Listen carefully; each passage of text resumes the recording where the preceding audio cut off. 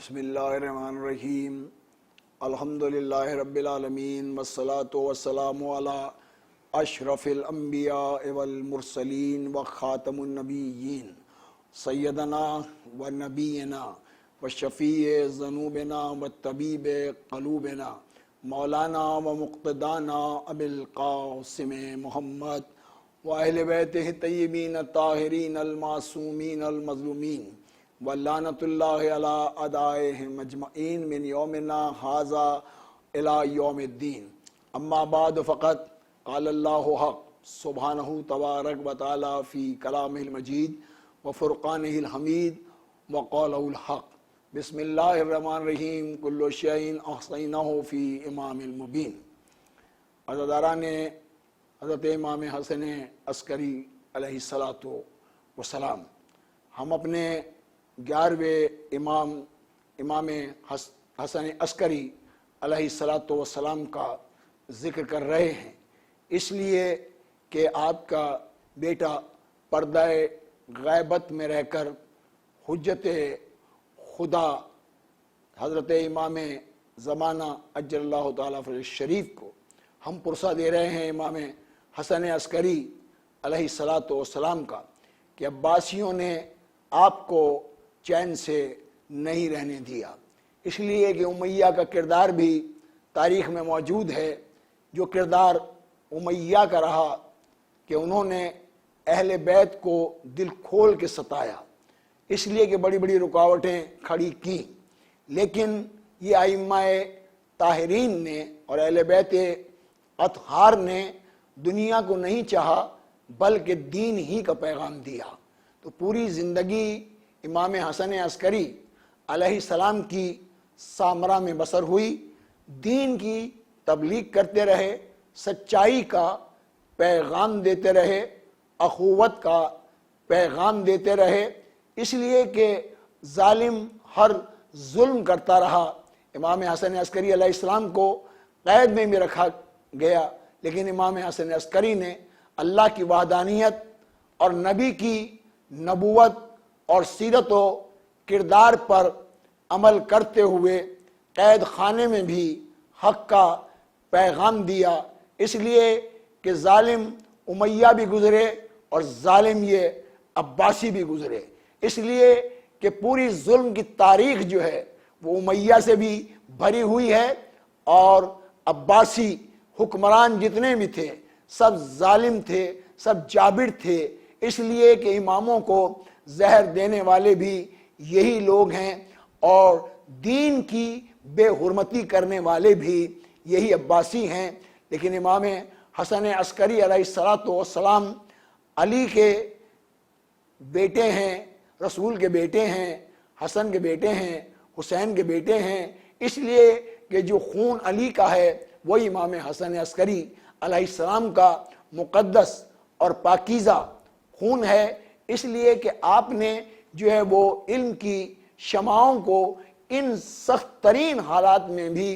آپ نے علم کی شمعوں کو روشن کیا، اور دنیا والوں پر، بنی عباس پر، بنی امیہ پر یہ ثابت کر دیا کہ تمہاری سلطنتیں، تمہاری دولتیں جو ہیں یہ ختم ہو جائیں گی، اور ہمارا تقوی، ہماری پرہیزگاری، ہماری عبادت قیامت تک باقی جو ہے وہ رہے گی، اس لیے کہ سلسلہ امامت جو ہے وہ ختم نہیں ہوگا، اس لیے کہ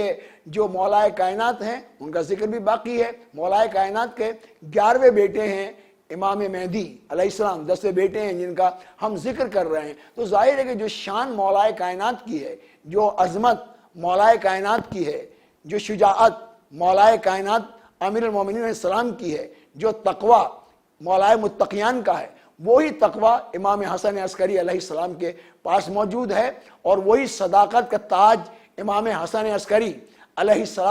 السلام کے پاس موجود ہے کہ کسی مقام پر کسی بادشاہ کے سامنے امام جھکتے ہوئے نظر نہیں آ رہے ہیں، حق کا پیغام دیتے ہوئے تو نظر آ رہے ہیں، کیونکہ رسول اللہ اپنی زندگی میں بتا گئے تھے کہ الحق مع العلی، العلی مع الحق، حق علی کے ساتھ ہے اور علی حق کے ساتھ ہے۔ رسول اللہ فرما گئے تھے القرآن مع العلی، العلی مع القرآن، تو اب علی سے مراد جو ہے نا یہ سب اپنے وقت کے علی بھی ہیں اور یہ سب اپنے وقت کے محمد بھی ہیں، اس لیے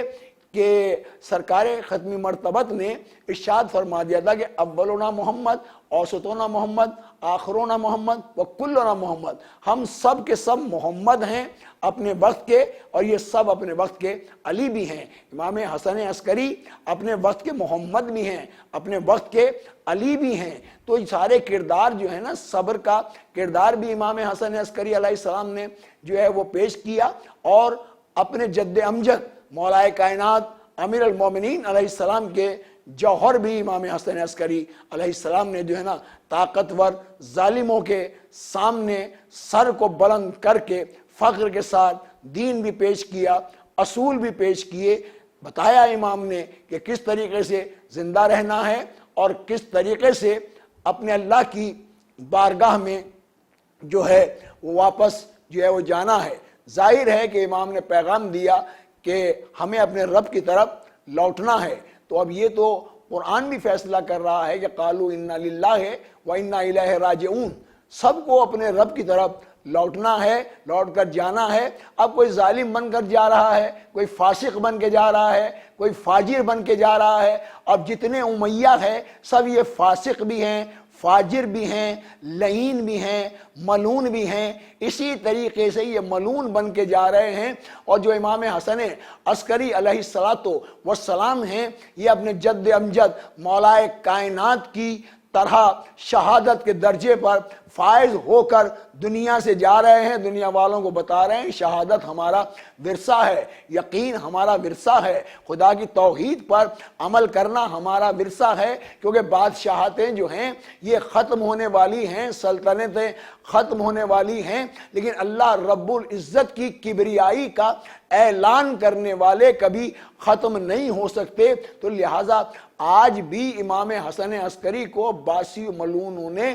زہر دیا، لیکن زہر دینے کے بعد امام دنیا سے، ظاہر ہے کہ 8 ربیع الاول بڑا قیامت کا دن ہے کہ امام زمانہ اپنے جد حسین کا پرسہ تو لے ہی رہے تھے 2 مہینے سے، آج اپنے بابا کا پرسہ لینے کے لیے بھی ہمارے وقت کے امام آئے ہوں گے۔ ہم ہاتھ جوڑ کر یہی کہیں گے مولا امام حسن عسکری علیہ السلام کو زہر دیا گیا، اور زہر سے میرے مولا کو 11ویں مولا کو شہید کیا ان باسی ملعونوں نے۔ پروردگار نے اپنا قہر نازل فرمائے، ہم امام کی بارگاہ میں پرسہ پیش کر رہے ہیں،